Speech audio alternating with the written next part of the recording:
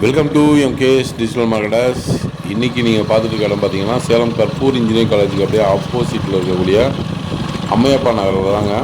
பார்த்தீங்கன்னா சதுரடி 1500 இங்கே வடக்கு தெற்கு பிளாட் வந்துருக்குங்க. இங்கேருந்து பார்த்தீங்கன்னா உங்களுக்கு இஸ்கான் டெம்பிள் பக்கம், மணிபால் ஹாஸ்பிட்டல் பக்கம், அப்புறம் பார்த்தீங்கன்னா டைட்டில் நியூ ஐடி பார்க்கு அதுவும் பக்கம், கற்பூர் இன்ஜினியரிங் காலேஜ் பக்கம், ஸ்கூல் இருக்குதுங்க.